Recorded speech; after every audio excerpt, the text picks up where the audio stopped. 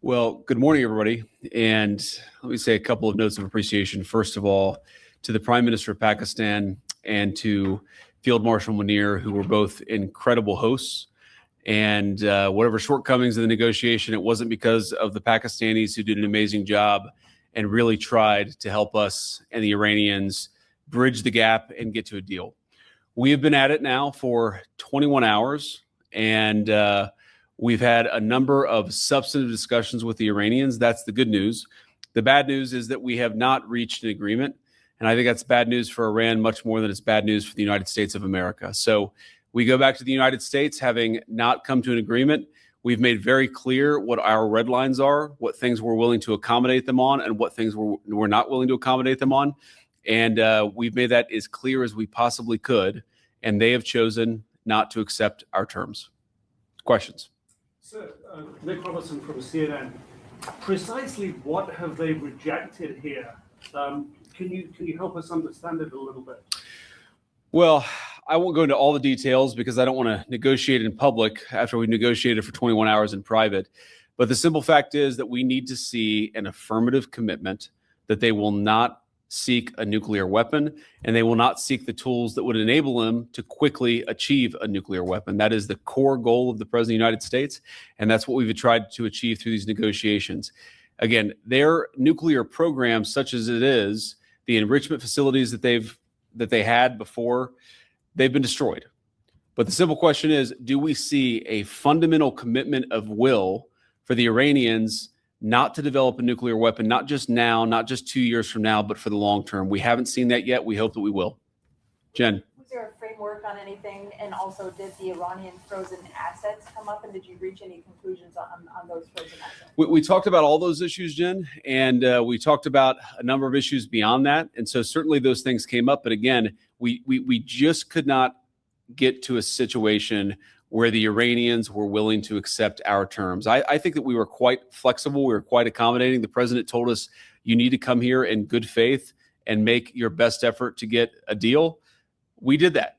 And unfortunately, we weren't able to make any headway. President. Right now, we are losing this war, and we're not going to win this war.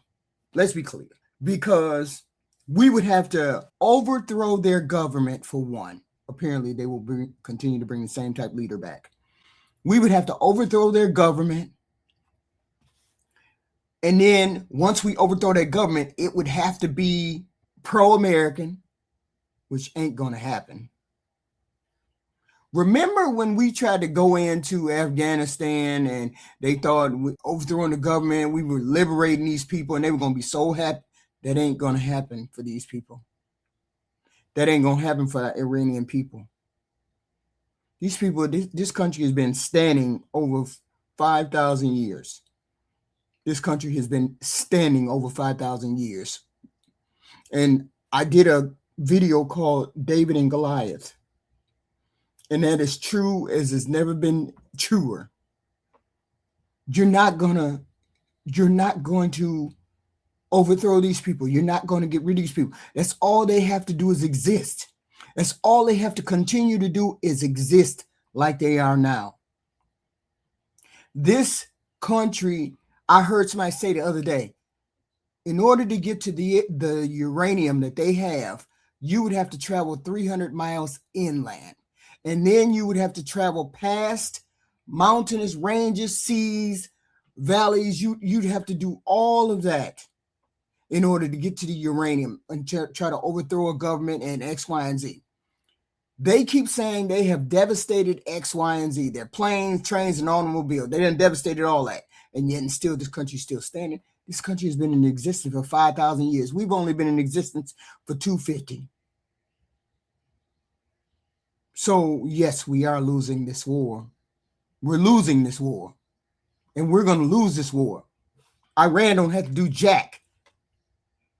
That's why they said no to the ceasefire last night. That's why they told America, go fly. Go fly. It's up. It's up with y'all. For real. That's what Iran said. It's up with America and you Israeli people. So you notice that J.D. Vance kept saying our red line, our, us. He never said what those criteria were. He never said what they wanted the Iranians to agree to. My understanding is the only thing they wanted those Iranians to agree to is to open the Strait of Hormuz and no uranium. And if those are only two criteria and Iran said, bump what you say, yeah, y'all are losing. See, there's a reason why Benjamin Netanyahu came to the White House and asked Obama, I need you to start a war with them. Obama said, hell no. Another reason he came to the White House told Biden, let's start a war with Iran. And Biden said, oh, hell no.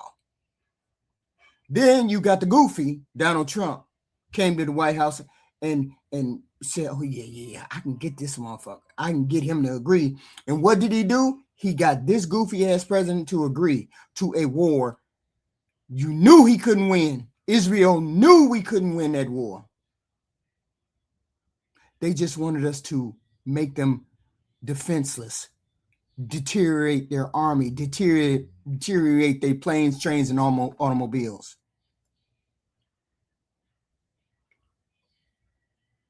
And this Iranian country is about 4 times the size of Iraq. You ain't finna go do no land invasion, nothing. Nothing. So yes, we are losing. Before I give you, my takeaway of the video that J.D. Vance made, let me say this. These people have been around for thousands of years. So I'm pretty sure that the United States has studied their background. Let me see what direction I can attack Iran. Let me see how I can attack them. I remember clear as day, Tulsi Gabbard came out and said, they are not an imminent threat. I am sure every person that knew anything about Iran told that president, don't do that. Don't do that. You don't want none of that over there. I'm pretty sure that they came out and said it. We don't want none of that over there. Okay? Benjamin Netanyahu, that's why he came to 3 different presidents and said, I want y'all to attack Iran. And 2 of them said, hell no. But we got the last goofy to say yes. Now, my takeaway from the doggone press conference. They said a lot by not saying a lot. J.D. Vance did. There was no point about a specific failure that happened in talks. While Vance mentioned affirmative commitment, a lack of affirmative commitment, he never specified the technical or physical sticking point that they had, that Iran said hell no to.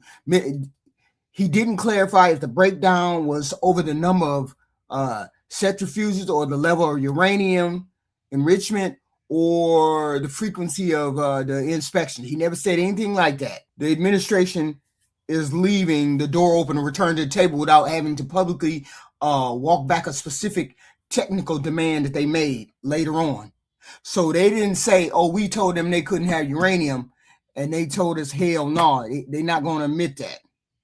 So then number 2, Vance, he mentioned something about the U.S. being flexible and accommodating, but he was silent on what the U.S. actually offered in exchange for them freezing their nuclear capability, their nuclear program. He dodged a specific question about the frozen assets, because somebody asked, does that have anything to do with the assets, the frozen assets that we have had of theirs? He acknowledged that they were discussed, but he didn't say in where we were willing to release those or what time frame. He didn't say nothing about that. He wants the public narrative to focus on Iranian resistance rather than what we gonna concede at. So he don't want to put that out there as to what we asked them to do, and they said hell no, basically. So he frames the lack of agreement as bad news for Iran. Well, that's bad news for Iran, much more than it's bad news for the United States, but he never defines the consequences of walking away. He never says, what's the problem with them walking away? What's the problem with Iran saying no? And he didn't say anything about what they would do in retaliation for them, not for them to say no, whether we're going to invade them, whether we're going to put boots on the ground, whether there's going to be more sanctions. He just said something for a final and best offer. What's the final and best offer? And so he not saying that we finna go in there and we finna do ground troops. He ain't saying none of that. I don't know when we going to hear them say we're going to put boots on the ground, because Iran did say, come, y'all bring y'all ass over here. It's gonna be y'all. A lot of y'all gonna die up in this joint. So you see, they ain't trying to escalate no language. They ain't trying to escalate no language. What does the other people in the region think? What were their thoughts? What were their input? He just thanks Pakistan for reaching out and saying, I want you guys to meet here in Islamabad and talk about what's going on in a neutral territory. So they just say that we praise Pakistan, even though I think Pakistan was the home of Osama bin Laden, where he got broke off at, and they had to invade Pakistan. But I ain't sure. I think that's what it was. Okay. And why would we be friends with them folks? But that's just me. So he ends it by calling their proposal, United States proposal, as a final and best offer. Yet he doesn't say how long that's on the table. He doesn't say what that final and best offer is. And it has something to do with the Strait of Hormuz. My understanding is they wanted them to give up the Strait of Hormuz. See, here's the deal. The deal is Iran is bogus. We're going to charge y'all $2 million to go through the strait. Then we're going to put $1 tax on the barrel of oil that y'all bring through the... So Iran trying to get paid billions, trillions of dollars. $2 million for each ship to come through the Strait of Hormuz. Tanker ship, not tanker. And $1 extra on the barrels that y'all bring through. So that adds up to billions and trillions of dollars. Okay, so I believe it had something to do with the Strait of Hormuz and nuclear capability, because they keep hollering about the nuclear capabilities. I believe that was why the sticking point, those were 2 sticking points. And Iran said, oh, hell no. We ain't finna give up this money, and you ain't finna make us give up uranium, specifically when that uranium is 300 miles in. And why don't you bring your ass over here and try to take my uranium if you want to, because people gonna die up in this joint. So this is where I think we are with the war, and on top of the fact that Iran or Israel keeps bombing Lebanon, and they keep saying, hey, as long as they doing that, we ain't got nothing to say. As long as they keep doing that. J.D. Vance didn't say nothing about when that offer expires. This last and final offer, he didn't say nothing about when it expires. I get maybe it's a negotiation tactic to let them know we ain't coming to say jack shit no more. See, that's the problem with the United States. They think they the big and bad bros on the block. I told you in my David and Goliath video that the biggest might ain't the best. See, and you can't tell me these Israelite people, this Bibi Netanyahu didn't know what was going on.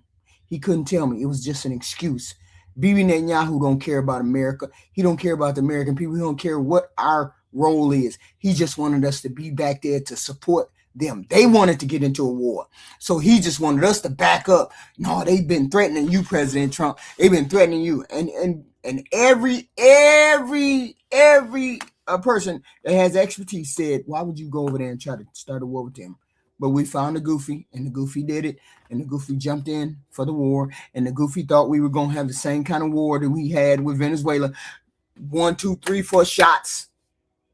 Bibi Netanyahu convinced Donald Trump it was going to be 1, 2, 3, bing, bang, boom, it was going to be over. Every expert, I'm sure, would have told the president, hell no, it ain't going to be like that. You people have been around for thousands of years. They ain't finna go down like that. It's all they got to do to win is to continue to exist. It's all they got to do is to win. And right now they winning. Right now we losing. We are losing. Okay? We are losing, and I tell you why. It's not like we're really losing militarily, but we are losing in other words. First off, most of the Navy is gone. Their missiles and drones are way weaker. Their air defenses are mostly gone. They lost a bunch of top leaders. Iran cannot fight us heads up anymore. So militarily, we won this round. But wars aren't just about blowing stuff up, okay? That's where the losing feeling is coming from. Because we feel lost about this. Number one, we are feeling it in our wallet. Iran didn't need a big army or navy to cause trouble. They just threatened and partly shut down the Strait of Hormuz. And then the insurance people did the rest. That narrow sea lane where about 20% of the world's oil travels through every day, when that got messed up, gas prices rose to $4, highest in years. Diesel, jet fuel, and heating oil went astronomical. Groceries and stuff you buy went up because trucks and farms pay more fuel. And even after that short ceasefire that they called a ceasefire, prices are still high and shaky. It's like Iran poked a hole in the world's gas tank. We spent billions on bombs and ships, but everyday Americans feel it at the pump and in the grocery store, okay? That makes the war feel like a loss. It seems to feel like a loss to me, even if soldiers are winning fights far away. Our friends, our allies, the NATO people didn't help. A lot of our allies, like parts of Europe and some of the Gulf countries, blah, blah, blah, they didn't jump in to back us up fully. Some said no thank you to joining the naval blockade. Others complained about the high oil prices, hurting their own people, right? So when America barks, nobody comes running. It makes us look weak. Iran gets to say, see, even Americans can't get everybody on their side. And that hurts America's reputation around the world. It did. It hurt our reputation because our allies didn't come and help us. They didn't come. And we didn't get what we really wanted out of this conflict. The main goal was to make sure Iran never built a nuclear weapon, right? Not now, not later. After 21 hours of talking in Pakistan yesterday, J.D. Vance basically said Iran wouldn't promise to give up the goods. They gonna keep some of their nuclear stuff hidden and protected. My understanding is it's 300 miles inland, which means you would have to have ground troops in order to go get it. Iran said, come get some. So we also hoped for a quick, clean, maybe even exchange, changing their government, right? We thought that's what was going to happen. At least Donald Trump thought that was going to happen. There was a shaky 2-week ceasefire. The talks failed. Hey, ain't nothing to be said about that. The talks failed. Trump is now talking about a naval blockade and being locked and loaded again in the Strait of Hormuz, because I think it's all about that Strait of Hormuz thing. Iran had just survived. This all Iran got to do is survive and say no. Iran just had to survive and say no on the big nuclear issue. They didn't collapse. So they can claim they stood up to the superpower. For them, not losing is a win. Like I said earlier in the conversation, that's all they got to do is survive, and they won. And so another thing, this war is going to drag on and on and on. These kinds of fights aren't like old wars where one side surrenders and it's over. No, Iran used cheap rockets, mines, threats to keep causing these problems.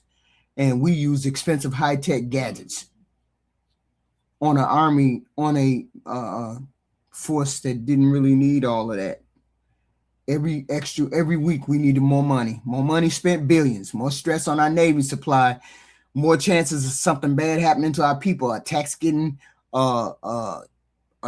ships getting attacked, bases getting attacked, all of these things.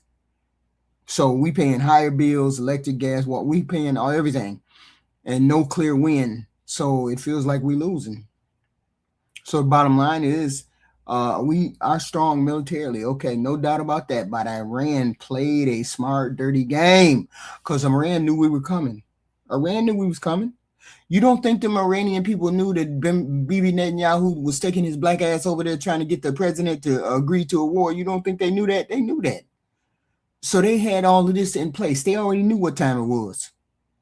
They were going to take the hits, keep the oil lane as a weapon, or use it as a weapon, refuse to give up the nukes, and wait for the pain to hit American families and allies. And it has hit us in spades. That's all they had to do. And they did it. So that's why I say we are losing. We are losing. It's like a big, strong dude punching a smaller dude who keeps dodging, bleeding on the floor, but also smashing the big guy's tires, smashing the big guy's fingers, his wallet. The big guy wins the fight. Of course, the big guy gonna win the fight, but he ends up tired and broke and frustrated while the small guy is still standing and bragging. I got him up off me. That's why it feels like we're losing. Gas prices, higher food, our allies, we done alienated all them. No permanent fix to the nuclear threat question. And I believe that fucking Benjamin Netanyahu knew all of this shit. They knew that their nuclear program was 300 miles in. They knew that. They knew that America, from jump, they had the idea that America would go invade and regime change and do all that. They knew that. They knew that, but they dragged us into it anyway. Okay? So, right now, ceasefire is shaking. Talks have dropped. Things can heat up again. Blockade can continue to do what it's doing. We'll see if the pressure finally makes Iran fold, if the cost keeps stacking up on our side. I don't know what's going to happen. We don't know what's going to happen. All we know is whatever this president comes out and says is, don't believe him when we're winning, because we ain't winning. As far as I think, we're losing. And those are the reasons why I think we're going to lose. You're going to have a consent. You're going to have to walk away with, leave our nuclear arsenal alone, and we will open up the Strait of Hormuz. It is what it is. And then we're going to be the loser, because that's why we went into the fight in the first place, to get rid of their nuclear arsenal, and they're not going to get rid of it. It just is what it is. It just is what it is. You guys put what you think about this story in the comment section, and I will see you in the next one. Who knows how this is going to play out, but I do know we ain't winning.